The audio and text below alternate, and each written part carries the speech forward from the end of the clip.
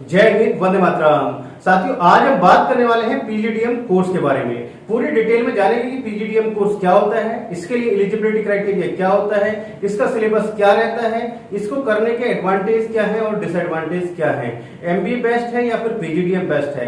तो आपके बहुत सारे इस टाइप के क्वेश्चन है पीजीडीएम को लेकर। तो जितने भी क्वेश्चन है उन सबका आंसर आपको इस वीडियो में मिलने वाला है। तो यदि आप भी जानना चाहते हैं पीजीडीएम कोर्स के बारे में तो ये वीडियो आपके लिए है। वीडियो में अंत तक बने रहिएगा। तो चलिए साथियों, बिना किसी देरी के करते हैं आज वीडियो शुरू।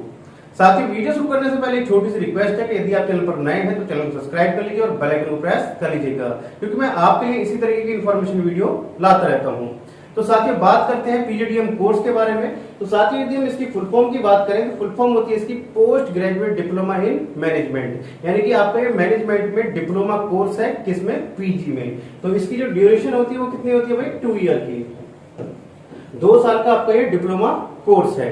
अब इससे आगे यदि हम बात करें इसकी एलिजिबिलिटी क्राइटेरिया की, तो साथियों एलिजिबिलिटी क्राइटेरिया के लिए आपने किसी भी स्ट्रीम से अपना ग्रेजुएशन कंप्लीट किया हुआ हो, यानी कि आप BA, BSc, BCom, BBA, BCA, BTech कुछ भी आपने अपने ग्रेजुएशन में कंप्लीट किया हुआ हो और उसमें आपका 50% मार्क्स होना अनिवार्य है। पहले ऐसा नहीं था, लेकिन अब आपका 50% मार्क्स होना अनिवार्य है ग्रेजुएशन में। उससे ऊपर हो वेल एंड गुड, लेकिन मिनिमम आपके 50% मार्क्स होना अनिवार्य है ग्रेजुएशन में। किसी भी आपने चाहे बीए किया हुआ हो, बीएससी किया हुआ हो, बीकॉम किया हुआ हो, चाहे वो आपने बीटेक किया हुआ हो, ग्रेजुएशन का आपका कोई भी कोर्स हो तो वो आपका 50% मार्क्स के साथ में यदि आपका है तो आप पीजीडीएम के लिए एलिजिबल है।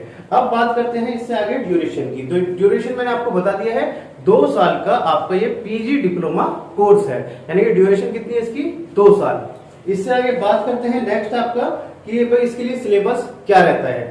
तो साथ ही यदि हम पीजीडीएम की बात करें तो पीजीडीएम क्या है, ऑटोनोमस बॉडी का कोर्स है, यानी कि इसके लिए यूनिवर्सिटी को या कॉलेज को एआईसीटी से अप्रूवल लेना होता है। उसके बाद में जो इसका सिलेबस रहता है वो मैक्सिमम जो डिपेंड करता है वो कॉलेज या यूनिवर्सिटी पे डिपेंड करता है, वो इसको डिसाइड करते हैं। यानी कि ऐसा नहीं है इसका कि किसी यूनिवर्सिटी से है तो यूनिवर्सिटी डिसाइड करेगी, इसमें ऐसा नहीं होता, ये ऑटोनोमस बॉडी के थ्रू होता है। यानी कि जो डायरेक्ट यदि किसी कॉलेज के पास में पीजीडीएम है तो उसका कॉलेज से कोई मैटर नहीं करता, वो मैटर होता है किस से, एआईसीटी से उसके पास अप्रूवल होना चाहिए और वो कॉलेज अपने आप से सिलेबस को डिसाइड कर सकता है। तो इसमें आपका जो सिलेबस रहता है वो लेटेस्ट मॉड्यूल पे रहता है। इसको करने का एडवांटेज यही है कि जो इसमें लेटेस्ट अपडेट इंडस्ट्री में चल रहा होता है, यानी कि जिसपे इंडस्ट्री वर्क कर रही है, तो वही इसके सिलेबस में रखा जाता है। तो इसको करने का एडवांटेज यही है कि जो आज की डेट में मार्केट में चल रहा है वही आपको सिखाया जाता है, वही आपको पढ़ाया जाता है। तो सिलेबस इसमें लेटेस्ट मॉड्यूल रहता है और डिसाइड कौन करता है, यूनिवर्सिटी या कॉलेज जिसमें भी आप अपना पीजीडीएम करते हैं, मैक्सिमम कोर्स कंटेंट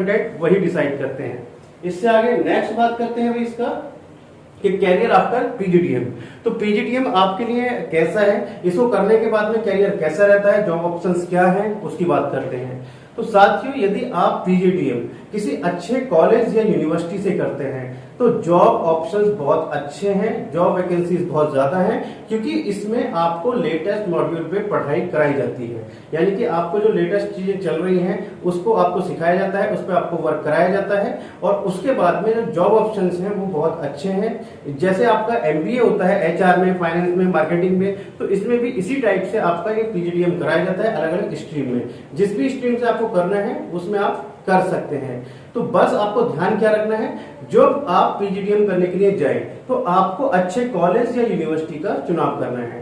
जी हाँ, आपको यदि पीजीडीएम करना है तो सिर्फ और सिर्फ आपको अच्छे कॉलेज या यूनिवर्सिटी से ही आप पीजीडीएम करें। उस कॉलेज का लास्ट ईयर का प्लेसमेंट का रिकॉर्ड जरूर चेक कर लें कि लास्ट ईयर उस कॉलेज या यूनिवर्सिटी की प्लेसमेंट कैसी रही है। यदि कॉलेज या यूनिवर्सिटी की प्लेसमेंट अच्छी नहीं है तो बिल्कुल भी पीजीडीएम मत कीजिएगा उस कॉलेज या यूनिवर्सिटी से, क्योंकि यदि आपका कैंपस से पीजीडीएम के बाद सिलेक्शन नहीं होता है, जॉब आपको नहीं मिलती है, तो ऑफ कैंपस से आपको जॉब मिलना बहुत मुश्किल हो जाएगा, बहुत ही प्रॉब्लम आने वाली है। तो बस मैं आपसे सिर्फ और सिर्फ यही कहूंगा कि जब भी आप पीजीडीएम करने के लिए जाएं तो अच्छे कॉलेज या यूनिवर्सिटी का चुनाव करना बहुत जरूरी है। आप सस्ते कॉलेज या यूनिवर्सिटी के चक्कर में मत पड़ जाइएगा पीजीडीएम में, क्योंकि पीजीडीएम क्या है, ऑटोनोमस बॉडी है, मैंने आपको बताया। तो अब यदि आपको कैंपस से जॉब नहीं मिलती है तो बाद में बहुत प्रॉब्लम होने वाली है। सिर्फ और सिर्फ आपको इसी बात का ध्यान रखना है। चलिए इससे आगे बात करते हैं नेक्स्ट अब बात करते हैं बेस्ट कॉलेज या यूनिवर्सिटी की। तो साथियों इसके लिए आपको 3 चीजें चेक करना है उस कॉलेज या यूनिवर्सिटी के बारे में जिसमें भी आप पीजीडीएम करने के लिए जा रहे हैं। सबसे पहला है उस कॉलेज या यूनिवर्सिटी की रैंक चेक कर लीजिए, वो कॉलेज या यूनिवर्सिटी किस रैंक करता है, यानी कि उसकी रैंक क्या है।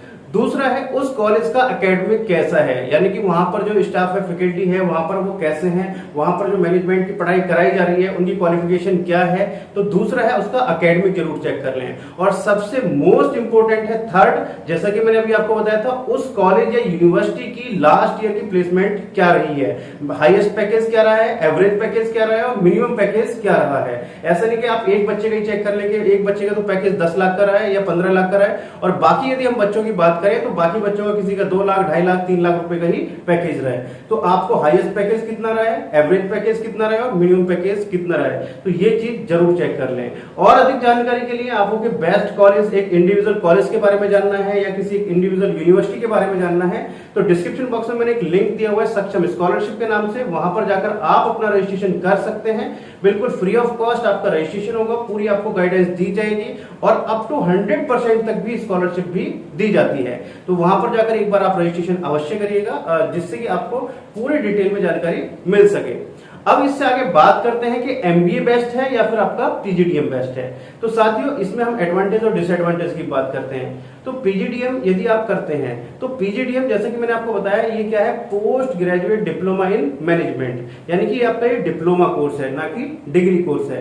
तो जब आप पीजीडीएम कर लेते हैं उसके बाद में यदि आप पीएचडी करने के लिए जाते हैं या कोई और हायर डिग्री करने के लिए जाते हैं तो आप उसके लिए एलिजिबल नहीं होते हैं। यानी कि ये क्या है, डिप्लोमा कोर्स है, डिग्री कोर्स नहीं है, आप एज अ मास्टर नहीं हो पाते, यानी कि आप एज अ पोस्ट ग्रेजुएट नहीं हो पाते हैं। ये क्या है, डिप्लोमा कोर्स है, तो उसके पीएचडी के लिए आप एलिजिबल नहीं होंगे, या आप कहीं पर मास्टर डिग्री चाहिए होती है तो मास्टर डिग्री आपकी ये नहीं होगी। ये क्या है, डिप्लोमा कोर्स है। तो ये क्या है, इसका डिसएडवांटेज है। अब एमबीए बेस्ट है या फिर पीजीडीएम बेस्ट है? साथियों दोनों ही कोर्स अपने आप में बेस्ट हैं, बस ये क्या है, ये लेटेस्ट मॉड्यूल पे काम करता है, लेटेस्ट इसमें सिलेबस है, लेटेस्ट चीजें आपको पढ़ाई जाती हैं, इसलिए इसको बेस्ट माना जाता है। एमबीए क्या है, एमबीए आपका जो कोर्स कंटेंट है, कोर्स मॉड्यूल है, उसको यूजीसी डिसाइड करती है और किस तरीके से कंटेंट चलना है वो सब यूजीसी डिसाइड करती है।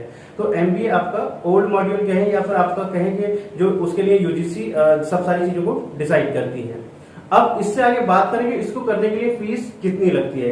तो साथियों जो फीस है, जैसे मैंने आपको बताया, ऑटोनोमस बॉडी से होता है, तो इसकी फीस भी कौन डिसाइड करता है, यूनिवर्सिटी या कॉलेज डिसाइड करता है। सभी कॉलेजेस में इसकी फीस अलग अलग होती है। तो फीस यदि हम एवरेज फीस की बात करें तो मान के चलेगा, इसकी मिनिमम फीस की यदि हम बात करें तो आपका 1 लाख रुपए से लेकर 1.5 लाख रुपए से लेकर और 3 लाख 4 लाख रुपए पर ईयर तक इसकी फीस रहती है।